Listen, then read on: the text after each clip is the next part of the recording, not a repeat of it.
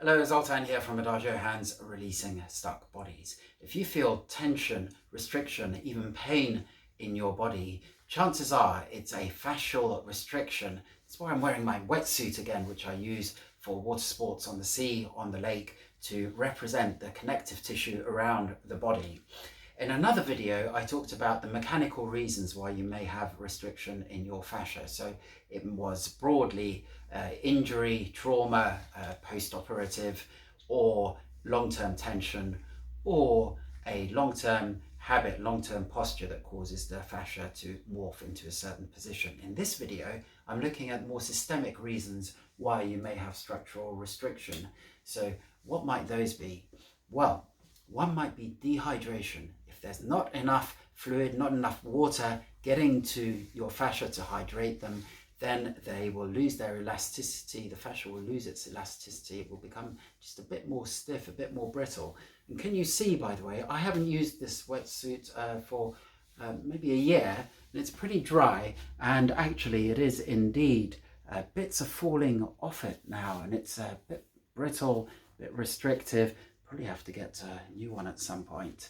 So make sure that you drink plenty of electrolytes, plenty of water, and sometimes the area of fascia might be dehydrated just because however much you drink, you don't get enough fluid into that part of the body because of some restriction, some constraint.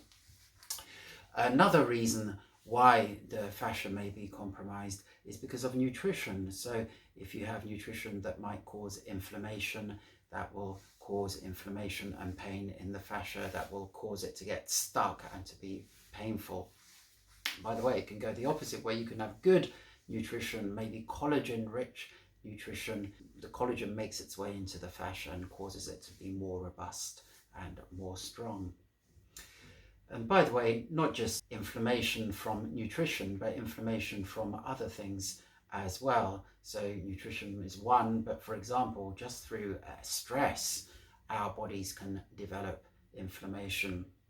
Stress causes the nervous system to emit chemicals that then cause a protective inflammatory response that then causes pain, causes stuckness in the tissues.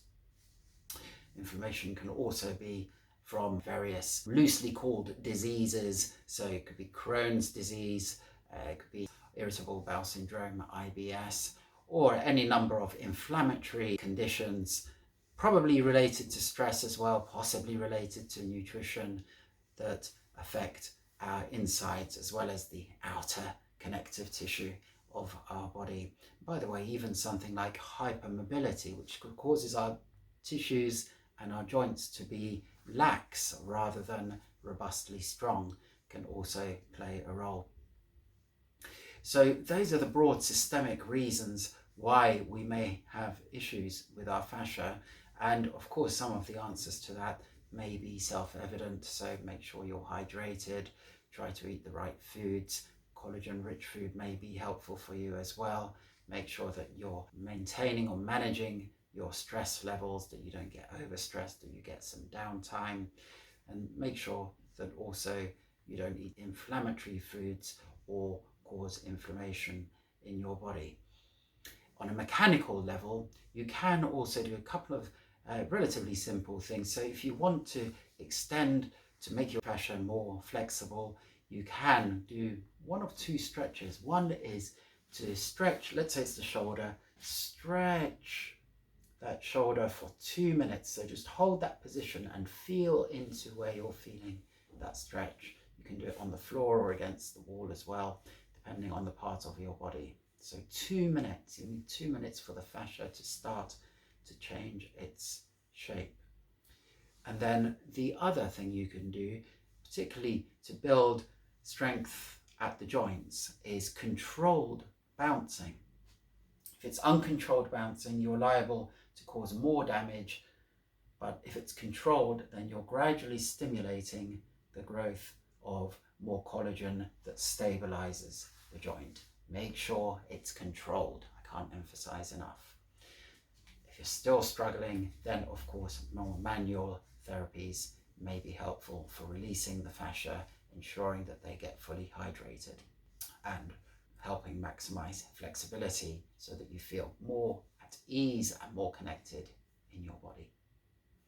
Thank you for listening. I hope you found that useful, and I will hopefully see you on another video. Bye for now.